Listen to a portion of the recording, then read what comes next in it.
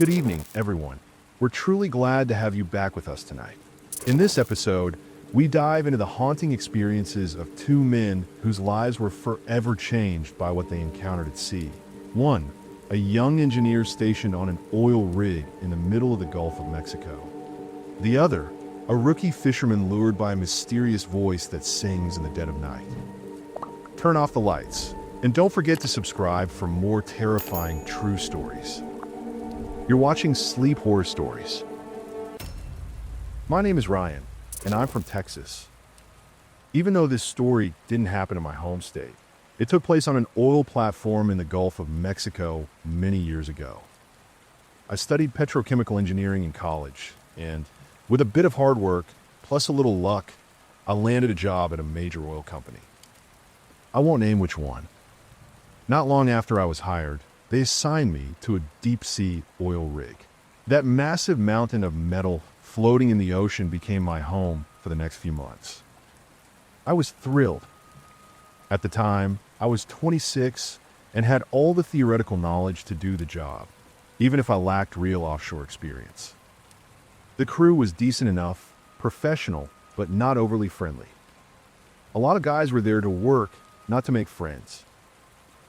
Still, when you're around the same people day in and day out, you eventually open up.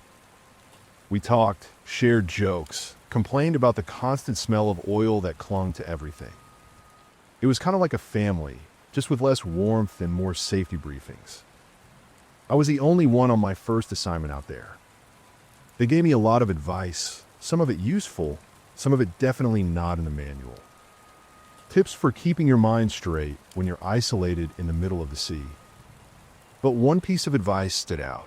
At night, if you hear weird sounds, thuds, scratches, whispers, don't go chasing them. Seriously, don't. They said, the mind plays tricks on everyone out here. If it's important, it'll still be there in the morning. But at night, let it go. Everyone on the drilling team nodded in agreement. And then they started telling stories, ones I assumed were meant to mess with a new guy. That is, until Luigi, our quiet, no-nonsense electrician, decided to share one of his own. One night, Luigi had been working on the lower deck, fixing his salt damage system. Suddenly, he heard a loud bang, loud enough to shake the floor beneath him. He thought something had crashed into one of the rig supports. The sound echoed through the steel. But when he looked out into the dark, endless sea, there was nothing. Panicked, he ran up to find someone. He found a cook who hadn't heard or felt a thing. Then he asked the kitchen assistant. Same thing. That's when Luigi started to doubt his own sanity. Maybe this place was already getting to him. Still, he returned to his work, tools in hand. And then it happened again. Another crash, even closer. He turned, flashlight in hand, scanning the area. He stepped forward, heart racing, towards the echo of that pounding noise that just kept repeating. About 150 feet away, he reached the stairs that led to the service area at the base of the platform. A thick chain blocked access. It was completely dark down there. And then the sound again. A single, heavy thud, deep and deliberate. Something was down there, slamming the railing, trying to draw him in. Luigi stood frozen, his flashlight trembling in his grip. He couldn't bring himself to shine the light down those stairs. Then came one final crash, louder than all the rest, and Luigi snapped. He ran, grabbed his gear, and didn't stop until he found the shift supervisor. Barely holding it together, Luigi told him he couldn't go back to that area. He didn't explain why, just that he wasn't going. The supervisor, who doesn't work with us anymore, didn't press the issue. Luigi finished his work in the morning and didn't speak of it again. I wanted to ask him more, but my shift was about to start. As operations engineer, my job was to oversee and optimize the drilling systems, make sure everything was running efficiently. That meant constantly moving up and down the platform, checking systems, looking for anything that might slow down production. My first few shifts went well. Wasn't my dream job, but it was exactly what I had trained for. But when night duty came around, I felt uneasy. I don't know if it was Luigi's story or just the eerie silence of the lower decks. I didn't tell anyone. Didn't want them to think I was rattled. But what I felt one night changed everything. It was a calm August night around midnight. I was doing my rounds with one of the drill operators. Let's call him Robert. He was quiet, older than me, but having him there helped. Then he got a call on the radio. Operations needed him. He offered to come back, but I told him I'd finish the checks on my own. Big mistake. I went down the stairs pretending to be brave, checking pipes and system readouts. Then, just barely audible under the sound of the sea and machinery, I heard a metallic bang. My whole body froze. My eyes locked on the dark corridor ahead of me. I shook it off. Told myself I was being ridiculous. Of course, there would be noises on a giant oil rig in the middle of the ocean. I kept walking, tense but focused. Then another bang. Louder. Closer. My heart pounded. My legs shook. I knew no one else was down there. No one was supposed to be. I should have waited for Robert. But something reckless pushed me forward. I unclipped the chain, went down to the lowest level, just 2 floors above sea level. Down there, it was mostly pumps and heavy machinery. Loud, constant rumbling filled the space, but underneath that noise, I could still hear it. The crash of metal on metal, sharp, deliberate, and echoing. My flashlight only reached so far. Even with it, the space felt like a maze. The courage I had built up vanished step by step as the cold wind kissed my face and hands. Every time that bang echoed, my knees buckled. I knew something wasn't right. Something I couldn't explain, something I shouldn't be facing alone. With one hand gripping the railing, I forced myself to keep moving. It felt like the only thing I could do. Just keep walking toward the sound. The machinery hummed, the ocean slapped against the supports, and that damn bang echoed like a heartbeat. I turned a corner and froze. Whatever had been making that sound was right in front of me now. I called out, my voice shaking. No response, just another crash of metal. And then I saw it. At the end of the corridor, swinging from a frayed cable, was a metal pipe. Every time the wind blew, it smacked hard against the railing. I nearly cried with relief. For a moment, the world made sense again. I let out a shaky breath and chuckled. I had myself, at the situation, at everything. But it lasted only a second. Suddenly, another deafening bang rang out, this one from a completely different direction. It startled me so badly I fell backwards. My flashlight slipped from my hand. While I picked it up and shone it toward the sound, I saw it. Just for a split second, no more than a blink. A shadow.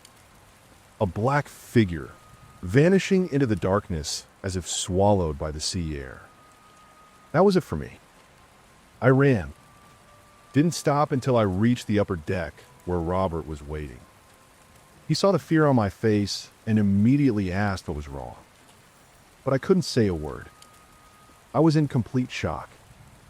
The next thing I remember, I was in the infirmary. The rig doctor told me I'd suffered a full-blown panic attack. I was fine now. He asked if I'd been hearing things, seeing things.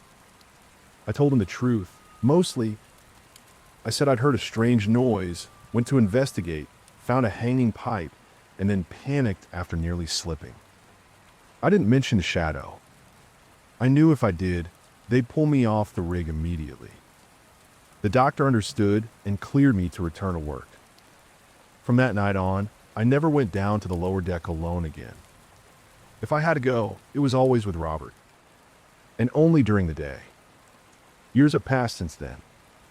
I still work offshore. Strange things have happened since, but that shadow, that moment, it's the only one I truly can't explain. Maybe it was a hallucination. Maybe not. But know what I saw?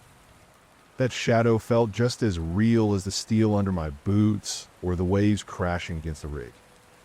Maybe there's something out there. Something in the ocean we still don't understand. Whatever it was, it changed the way I approached this job forever, especially during the night shift. My name is Liam, and I'm part of the crew on a large fishing vessel. I'm originally from California, but years ago I moved to the Pacific Northwest to a small harbor town called Grayport in Washington State. At first, I worked at a shipyard doing repairs and maintenance on commercial boats. Made some good friends there, and after about 2 years, I got the chance to meet the man who would change my life. He's still my captain today, Samuel Miller. Captain Miller is in his 60s, with a long gray beard, sun-scarred skin, and the kind of piercing blue eyes you don't forget. All he's missing is a peg leg to look like Captain Ahab straight out of Moby Dick. He doesn't talk much, but when he does, every word counts. Thanks to a few of my buddies from the shipyard, Leroy and Isaac, who were already part of his crew, Captain Miller decided to give me a shot. Didn't care much about my legal status at the time either. In fact, he later helped me straighten out my paperwork and get everything in order. But I'm getting ahead of myself. Let me take you back to my very first trip at sea. It was meant to be a trial run, just enough time for me to learn the basics of fishing life. What I didn't expect was just how dangerous it all was. Especially out there, off the northern coast of the Pacific. The sea tossed the boat constantly, and if it weren't for Isaac's calm attitude, I might have turned around that first day. Eventually, I got used to the swaying. That night, while we ate dinner, the crew gave me a crash course in navigation safety. Everyone was friendly enough. But what no one mentioned, what no one warned me about, was the singing. The sleeping quarters were tight. Each bed had straps so you wouldn't roll out during rough seas. And rough they were. That first night, I couldn't sleep at all. The waves kept rocking the boat back and forth like a cradle on overdrive. Sometime around 2 or 3 a.m., I heard something strange. A soft, delicate singing voice. It drifted through the wall right beside my bunk. I pressed my ear against the cold metal, trying to hear it better. And there it was, clearer now. A serene, melodic hum that sent chills down my spine. I tried to wake Isaac, who was sleeping in the bunk below mine. Nothing. So I just laid there in the dark, listening for 15 minutes. Then it stopped. The next morning, I convinced myself it was nothing. Probably just Captain Miller playing opera on the radio or something. Maybe the others didn't say anything because it was just normal to them. So I kept quiet. We were tired, sore, and learning fast. And that night, it happened again. Around 2 a.m., a massive wave jolted the boat and woke me up. Everyone else kept snoring. But I was wide awake, and I heard her again. The same beautiful, eerie voice, floating through the wall like it belonged there. I tried telling myself it was music, maybe the captain again. But something deep inside me whispered, no, that's not music. That's not human. It didn't make sense for someone to be playing music that loud, that late. She sang every single night. On the 5th night, I finally broke. While cleaning the deck with Leroy, I joked, man, the waves in Captain Miller's opera playlists aren't letting me sleep at all. He ignored me at first. An hour later, he leaned over and whispered, if you heard her, just ignore it. She won't hurt you. I froze. Later I asked Isaac. He wasn't exactly clear either. He just said, everyone hears it eventually. You'll learn to sleep through it. This is a good ship. Nothing bad's ever happened to us. But I knew what they weren't saying. It wasn't the radio. And it wasn't normal. Eventually I got used to the voice, just like I got used to the stormy seas. But the mystery gnawed at me every morning. There were no women on the ship. It was real. 2 weeks passed. We filled the hold with salmon and began the trip back to shore. One calm night, I woke up needing to use the bathroom. As I stood there, rocking with the boat, I heard again. Her voice, softer than ever, like a lullaby. This time, I wasn't strapped into my bunk. This time, I could follow it. I looked around. Everyone was asleep. I put on a thick coat and stepped outside onto the cold, salty deck. She was still singing. Captain Miller's boat is what they call a factory trawler, about 230 feet long, equipped to process fish on board. I expected to see someone, maybe a deckhand, singing alone while working. But there was no one. Just metal, ropes, cranes, and cold, misty wind. Still, I wasn't scared. Not that night. I walked quietly, following the voice toward the stern. Halfway there, I realized how reckless I was being. If a wave knocked me off the side, no one would know. I almost turned back. But curiosity won. I ran the rest of the way toward the voice. When I rounded the corner, the singing stopped. And I saw it, just for a moment. A white mist slipping off the edge of the boat into the sea. I ran to the railing and looked down. No one was there. My heart pounded. Whatever that was, it wasn't human. I rushed back inside. Isaac was waiting for me, furious. He scolded me like a dad yelling at his kid. After a long lecture, I told him the truth. That I was drawn to the voice.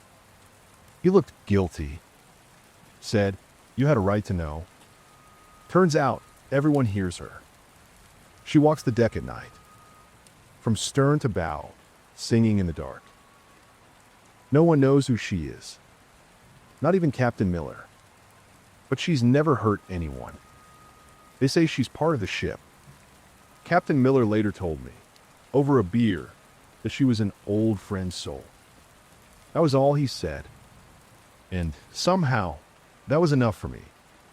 I've grown older, less curious, more accepting. Now I believe she's not a curse. She's a presence, a part of the crew. And I sleep peacefully, even when she sings.